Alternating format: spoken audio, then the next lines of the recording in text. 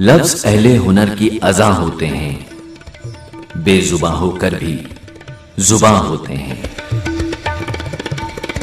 2 دہائیاں 2 decades۔ تحریر حسن حبیب سمانی۔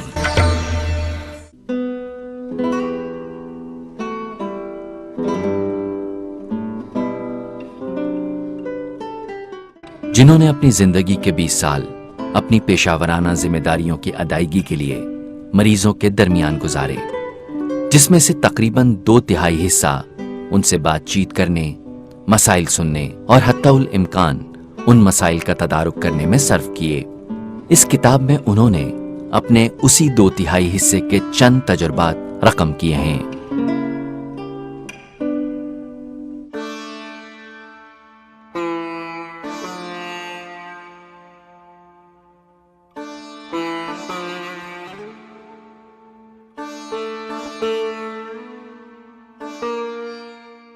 جب ہم کسی ہرے بھرے خوبصورت اور تر و تازہ چھاؤں مہیا کرنے والے درخت کی طرف دیکھتے ہیں تو قدرتی طور پر روحانی تقویت اور شادمانی کا احساس اجاگر ہوتا ہے۔ رب کائنات نے ہر شے میں ہمارے لیے غور و فکر کے نتیجے میں حاصل ہونے والے رموز و اسرار پنہا کیے ہیں۔ اب یہ دیکھنے والی نظر اور سوچنے والی فکر کے حد کمال اور حسن جمال پر منحصر ہے کہ کیا نتیجہ عکس ہوتا ہے۔ مذکورہ دلیل کو مد نظر رکھتے ہوئے ہم نے بھی کوشش کی کہ ایک دن درخت کے نیچے چھپی ہوئی جڑوں سے بات کی جائے۔ ہمارے لیے یہ ایک انمول تجربہ رہا اور مستقل سیکھنے کے عمل میں رہنما اصول بھی، لہٰذا یہاں رقم کرتے ہوئے خوشی بھی محسوس کرتے ہیں اور نہایت عاجزی سے گزارش ہے کہ معاف کیجیے گا اگر ہم صحیح پیغام اور مناسب الفاظ نہ ڈھونڈ پائے ہوں۔ گفتگو کا آغاز کرتے ہوئے ہم نے جڑوں سے عرض کی، آپ بظاہر نظر نہ آنے والی شے ہیں، پوشیدہ رہ کر اپنا ہر عمل کرتے ہیں، زمین کے اندر ساری تکالیف جھیلتے ہیں، حشرات الارض، بیماریاں، گندگی سب برداشت کرتے ہیں، مگر درخت کو سنبھالتے ہیں، اس کو مضبوط رکھتے ہیں، اس کو خوبصورت، شادمان اور ہرا بھرا رکھتے ہیں۔ آپ کی کوئی پہچان نہیں، نہ ہی کوئی آپ کو سراہتا ہے، آپ کے کام کو بالعموم نظر انداز کر دیا جاتا ہے۔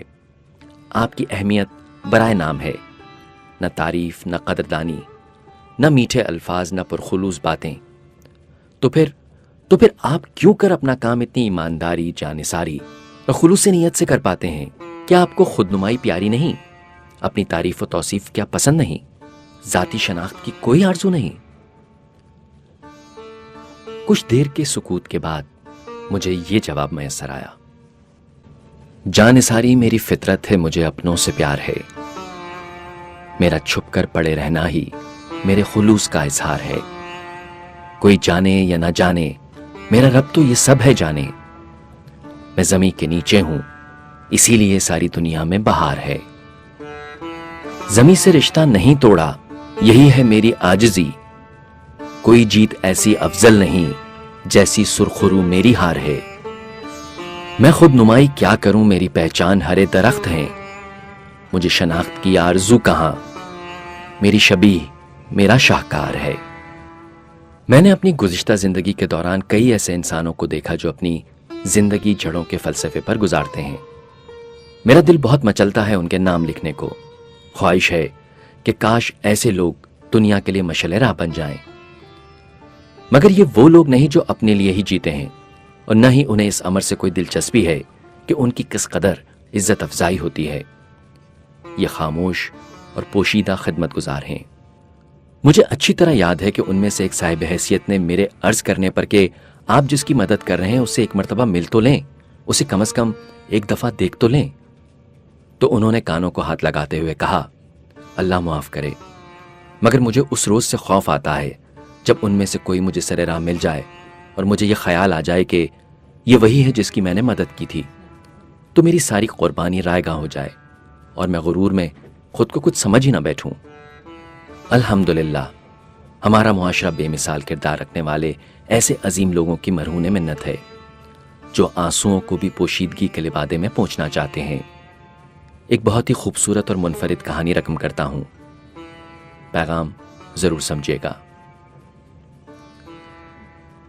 عبد الباسط ایک بہت ہی خوبصورت 8 سال کا بچہ چہرہ اس قدر خوبصورت و تر و تازہ کہ دیکھنے والا اللہ کی تخلیق پر فوراً تعریف کر بیٹھے اور ماشاء اللہ زبان پر آ جائے۔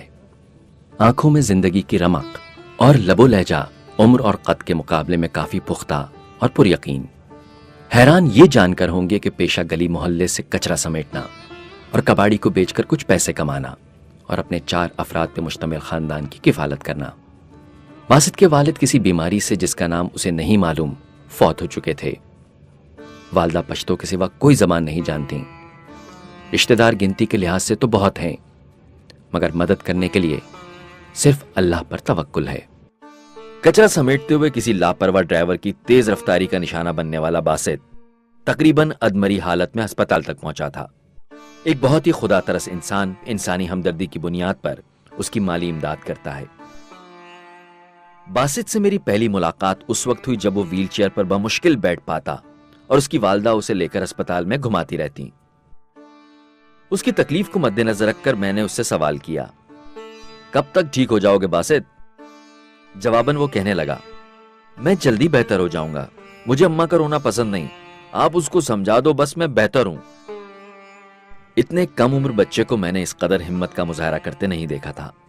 یہ حقیقت ہے کہ انسانی بلوغت کا تعلق عمر سے کم اور حالات سے زیادہ ہوتا ہے۔ چھوٹا سا بچہ بھی اگر گھر میں سب سے بڑا اور ذمہ دار ہو تو وہ واقعی بڑا ہو جاتا ہے۔ باسط کی والدہ ایک صبح میرے دفتر پہنچی اور زارو قطار رونے لگیں۔ وہ کچھ کہہ بھی رہی تھی مگر میری سمجھ سے ان کی آوازاری بالاتر تھی۔ لمحہ بھر کے لیے میں گھبرا گیا کہ خدا نہ خواستہ باسط کو تو کہیں کچھ نہیں ہو گیا، حالانکہ میں بخوبی جانتا تھا کہ وہ اب خطرے کی حالت سے باہر ہے، مگر اس کے باوجود خوف سوار رہا۔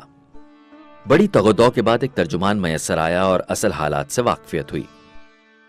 ایکسیڈنٹ کے نتیجے میں متاثر ہونے والے دونوں ہاتھوں میں سے ایک ہاتھ کی 2 انگلیاں اس قدر خراب ہو چکی تھی کہ کاٹنے کے سوا کوئی چارہ نہ رہا تھا۔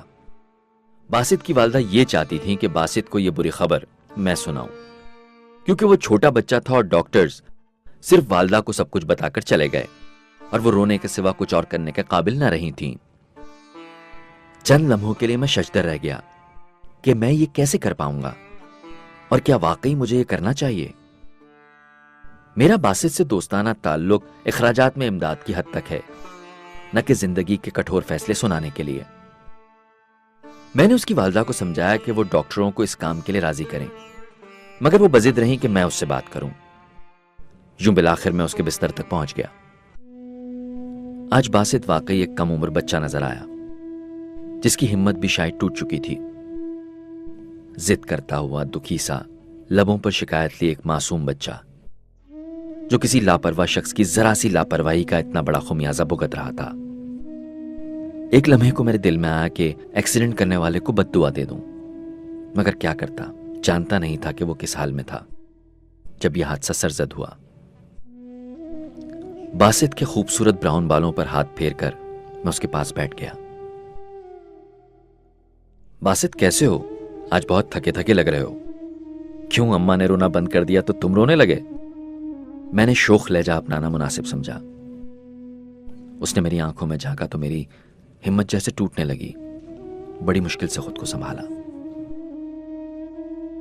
صاحب یہ الٹے ہاتھ میں بہت درد ہو رہا ہے، ایسا لگتا ہے کوئی ہتھوڑے مار رہا ہو۔ آپ ڈاکٹر سے بولو نا اس کو ٹھیک کرے، نہیں تو کاٹ ڈالے۔ مجھے ایسا محسوس ہوا جیسا غیبی امداد ملی ہو، میری سچی نیت کو رب العزت نے منزل مقصود سے جیسے سرفراز کیا ہو، اور وہ مجھے پیغام دے رہا ہو کہ دیکھ میں تیری فکر میں تیرے کس قدر نزدیک ہوں۔ میں اس کے قریب گیا اور اس سے کہا، اماں نے مجھے بتایا کہ تمہیں کتنی تکلیف ہے، میں اسی واسطے یہاں آیا ہوں۔ ڈاکٹر سے بات کی تو اس نے مجھے بتایا کہ تمہاری 2 انگلیاں بہت خراب ہیں، اب اگر تم کہو تو اسے کاٹ دیں، اس طرح سے باقی ہاتھ بھی خراب نہیں ہوگا اور درد بھی انشاءاللہ دور ہو جائے گا۔ ایک لمحے کے توقف کے بعد اس نے کہا، ٹھیک ہے کاٹ دو۔ لہجے میں شکست کی جگہ خوشی کے آثار واضح تھے۔ میں نے رب سے کہا، شکر تیرا، رحمت تیری، بندہ صرف چاہے عنایت تیری۔ 2 مہینے اسپتال میں رہنے کے بعد باسط فارغ ہو گیا۔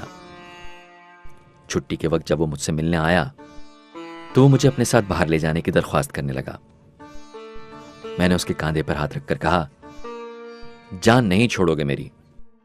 تو وہ سنجیدگی سے بولا، صاحب آپ سے ایک کام ہے، بہرحال میں اسے لے کر باہر آیا تو وہ تھوڑی سی ہچکچاہٹ کے بعد مجھ سے بولا، صاحب یہ ادارہ اتنا بڑا ہے اور میں اتنے سارے دن بیمار رہا، دوائیں کھائیں، آپریشن کروایا، روز کھانا ملا، میرا بل تو بہت سارے روپے کا آیا ہوگا نا، تو وہ سب کون دے گا؟ وہ آنکھوں میں سوال لیے میری طرف دیکھ رہا تھا۔ میں نے مسکرا کر کہا، ارے باپ رے، ہم ایسا کرتے ہیں کہ تمہارے سنہرے بال رکھ لیتے ہیں، سونے کے ہیں، بیچ کر کچھ پیسے مل جائیں گے۔ وہ خوش ہو کر ہنس پڑا اور یوں مجھے دنیا کی سب سے پرکشش ہنسی دیکھنے کا موقع ملا۔ پھر سنجیدگی سے میں نے کہا، دیکھو بیٹا، دنیا میں اللہ نے ایسے بہت سے لوگ بھیجے ہیں جو تمہاری اور تمہارے جیسے دوسرے لوگوں کی مدد کرتے ہیں، اور ایسے کسی آدمی نے تمہاری بھی مدد کر دی۔ تم بس اللہ کا شکر ادا کرو اور اچھے لوگوں کے لیے دعا کرو۔ اس واقعے کو گزرے 12 سال ہو چکے ہیں۔ مجھے یقین ہے باسط ایک بہت اچھا انسان ہوگا، کیونکہ اس کے ساتھ بہت کچھ اچھا ہی گزرا ہے۔